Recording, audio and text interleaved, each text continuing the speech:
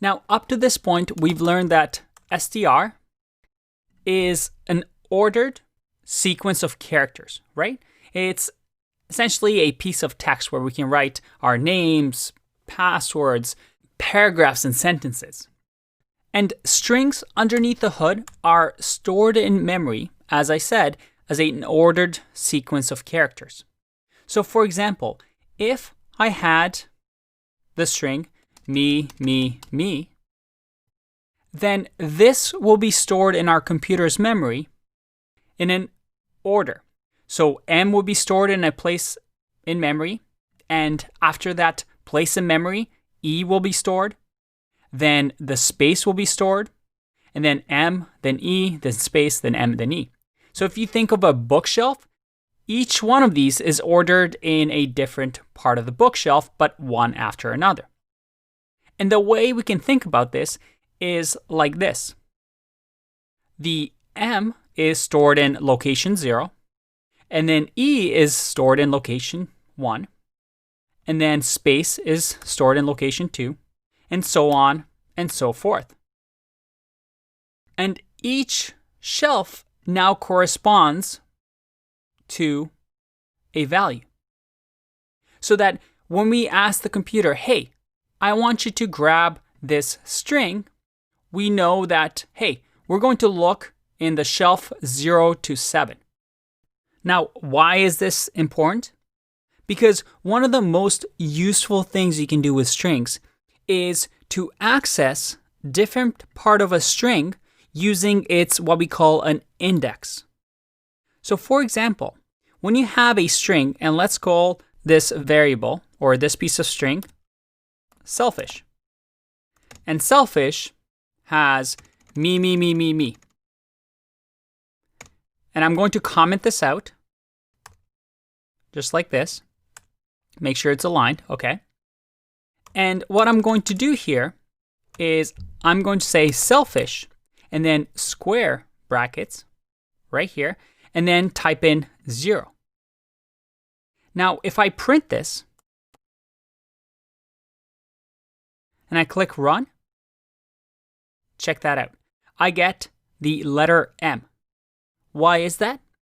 Well, using the square brackets, I'm telling the computer, hey, grab the variable selfish, and then from that variable selfish, grab whatever is an index of 0. And what's on that bookshelf of index of 0? Well, the letter M. What if I do 7? What do you think will happen?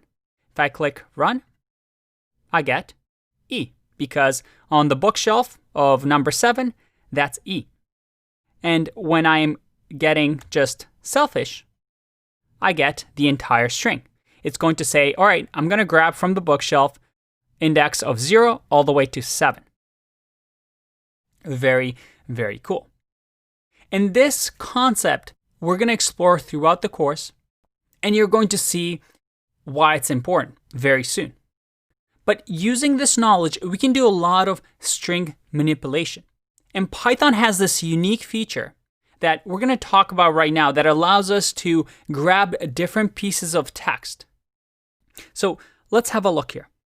The rule here is when we use square brackets in Python, the first item that we put between the square brackets is what we call the start.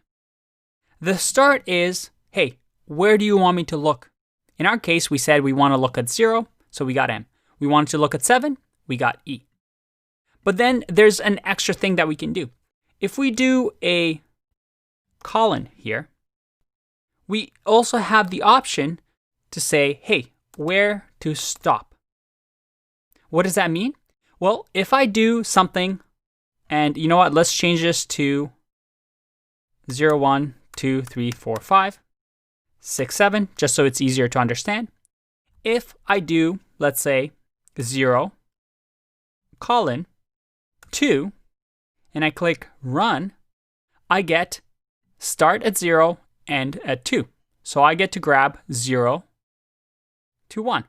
Because remember, I'm saying start here, but then stop as soon as you get to bookshelf 2.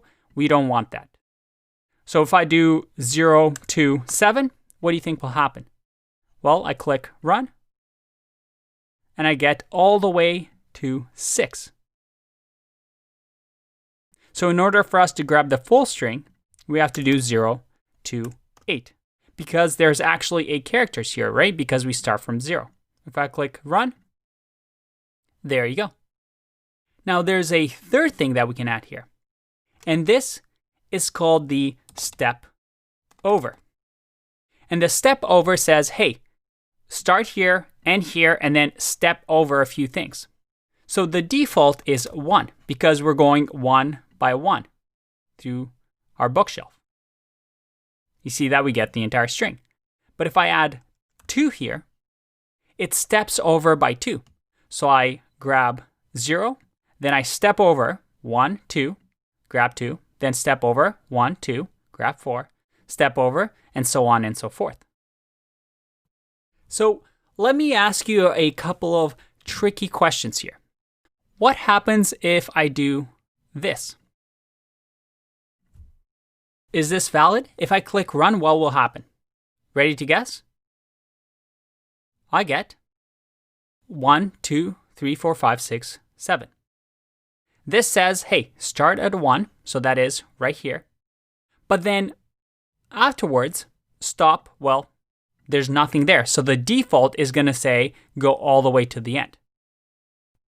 I know this is confusing, but hang in there. Practice this often enough, and this will become second nature. Okay, what if I do something like this, where I don't fill the start and do 5 here? What happens now? Ready? I get 0, 1, 2, 3, 4, all the way until 5. So it starts as default 0 and goes to 5. Okay, what if I do something like this? 2 semicolons and then 1.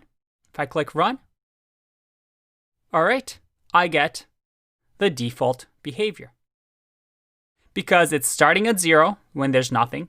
It ends whenever the string ends, when there's nothing, and then we're stepping over through it once. All right, but what if we do something like this? What if I do -1 here? This is a tricky one. What will happen? Let's find out. I get 7. In Python, the negative index means, hey, start at the end of the string. So that if I do -2, I get 6. If I do -3, I get 5 because I'm going backwards. And a neat trick that you can do here is if we do semicolon, semicolon, -1, and this is actually quite a common operation, so you just have to memorize this even though it looks weird. It means start, stop, there's no limit here, but I want to step over from the back. So what do you think will happen here? If I click run, do you see that? We get the reverse of the string. So this is a very useful notation if you want to, let's say, reverse an order. And if we want to, let's say, skip by 2, I click run, and you see that we're skipping by 2 now. Now, hopefully your head doesn't hurt with all this notation. You just have to get used to it. It's something quite unique to Python, but it's very, very useful.